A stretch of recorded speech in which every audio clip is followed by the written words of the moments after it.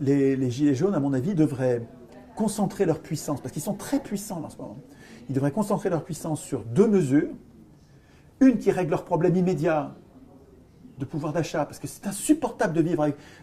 Sur les ronds-points, vous voyez des gens qui vivent avec très peu de choses. C'est poignant. C'est absolument... On se demande... On comprend qu'ils restent dehors, parce qu'il y a... C'est très dur ce qu'ils vivent. Ils ont vraiment... c'est normal qu'ils luttent. Et donc, il peut y avoir une des deux mesures qui sert à régler leurs problèmes. Alors, je pensais d'abord à augmenter le salaire minimum. Mais il y a plein d'entreprises des petites entreprises qui ne vont pas supporter, qui vont mourir. Alors qu'il y a un autre moyen plus simple qui consiste à mettre une TVA zéro,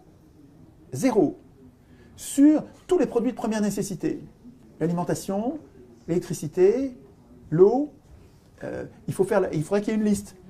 Donc, première mesure, exiger des gilets et non négociable. On veut la TVA zéro sur une liste de produits que voilà. Pas sur tous les produits, parce que ça va faire un tel manque à gagner pour l'État que ça va faire un trop gros trou. Mais sur tous les produits que nous consommons, nous, c'est TVA zéro. Et d'ailleurs, il pourrait y avoir une TVA de 100% sur les yachts, sur les bagnoles de luxe, sur les montres de luxe, sur tous les produits de luxe. Il pourrait y avoir une TVA de 200% même, hein, pour récupérer l'argent qu'on a perdu sur TVA zéro pour les produits de première nécessité. Un calcul à faire, peu importe. Mais nous, ce qu'on veut, c'est TVA zéro sur tous les produits qu'on consomme tous les jours.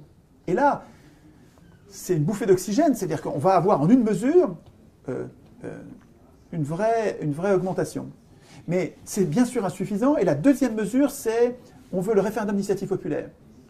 C'est-à-dire en toute matière. Et on ne vous laisse pas l'écrire. Attention, dans la négociation, nous, on va l'écrire sur les ronds-points, les péages. On va réfléchir à l'article, avec 2-3 alinéas, qui institue le référendum à notre manière. C'est-à-dire que c'est nous qui allons décider les garde-fous, et vous allez voir, il n'y en aura pas beaucoup. Mais c'est nous qui allons l'écrire, et dans nos revendications, après qu'on soit tombé d'accord, parce qu'il va falloir qu'on règle nos problèmes de représentation, et qu'on tombe d'accord sur un ou deux, et ça peut être en fait, imaginons qu'il y ait, bon, pour chaque rond-point et chaque péage, on va avoir une proposition d'articles de référendum d'initiative populaire. Et donc, il y en aura beaucoup, il y en a beaucoup qui se ressemblent, on pourra les rassembler, mais on va peut-être avoir 10 ou 20 modalités différentes de référendum. Eh bien, on fait un premier vote, un premier tour où on passe de 20 à 10. Et puis ensuite, un deuxième tour où on passe de 10 à 5. Et puis ensuite, un troisième tour, on passe de 5 à 3. Mais oui, pas en 2 tours, en plein de tours pour se rapprocher progressivement, pour qu'on ait le temps de s'adapter. Et pour finalement décider de ce que nous, les Gilets jaunes, on veut comme mouture, comme version du référendum que nous avons écrit, nous. On n'a pas laissé les élus écrire, c'est nous qui avons écrit. Nous sommes constituants. Un électeur est constitué, un citoyen est constituant. Et donc, là, nous viendrions, si ça se passait comme je l'imagine là, nous viendrions avec non pas une ribambelle de revendications importantes, mais dans lesquelles le gouvernement ne va céder que sur 3 ou 4 pour nous renvoyer chez nous, et on va perdre tout le reste.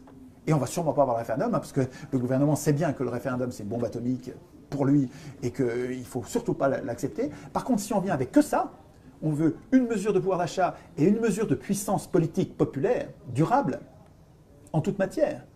Et c'est nous qui l'avons écrit. Et nous, ce qu'on veut, c'est que vous la mettiez dans la Constitution. Et si vous ne la mettez pas dans la Constitution, le texte qu'on a écrit, eh ben, c'est l'insurrection. Parce que ça veut dire que vous êtes antidémocrate. Vous êtes nos ennemis. À mon avis, il y a une fenêtre de libération démocratique à notre initiative.